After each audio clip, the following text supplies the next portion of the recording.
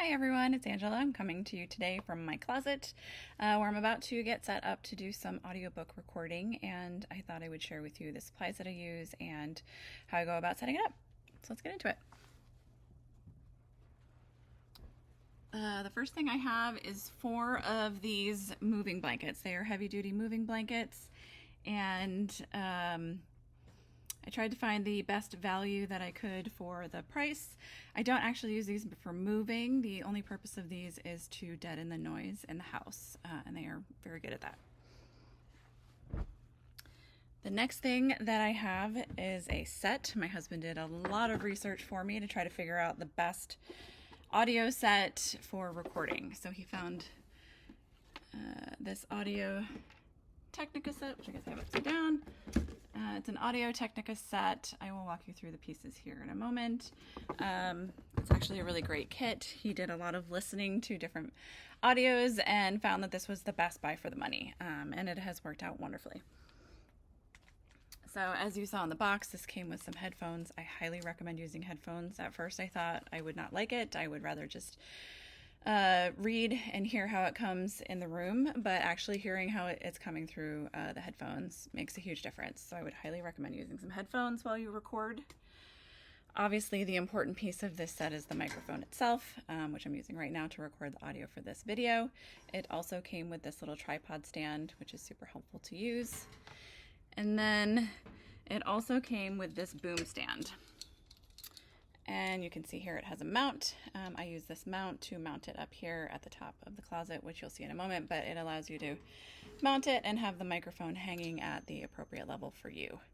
And as you can see, it comes with this additional cable that's already built into it. This piece here did not come with the Audio-Technica set. This is a shock filter. The purpose of this is to help make sure any vibrations that are happening in the house from movement, cars driving by, whatnot, don't get captured by the microphone. So it kind of allows it to hang a little bit more freely, and the microphone sits in here. And then the last thing that I use is a pop filter, and the purpose of the pop filter, it goes in front of the microphone. The purpose is so that words that you're saying that kind of come out sounding spitty kind of help absorb that noise. So, you know, words like stop, again, that poppy kind of noise, it helps block a little bit of that, so it sounds a little bit more natural. Also highly recommend this. There is a very visible difference when you're using this versus when you're not.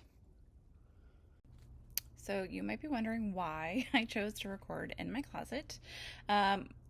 The closet itself already has a lot of clothes, as you can see, hanging in it, so that also helps absorb a lot of the noise that's coming in from the natural environment that I don't want it to capture. So that was part of the reason why I chose this. Obviously I have a walk-in closet, so it makes it more convenient for me to leave up, because it takes me about 2 weeks to record a book, and obviously during that time don't want to have to take this setup up and down. So for me, the closet worked out great. We can still access the things that we need to while it's set up. I have also heard people say that they use the shower. Would love to hear some feedback in the comments if you guys have any other locations that you use that have worked out well for you. The reason I chose not to do the shower is obviously I'd have to take it up and take it down every day to take a shower, and did not want to have to go through that. I did also consider using a spare bedroom that we have, but trying to build that square around me felt like it was going to be a bigger challenge versus in here I already have some things to clamp to. So there's my cat Phantom. She is a little menace, but we love her. So I'm gonna go probably stop the audio here and get set up, and you can kind of see it all come together.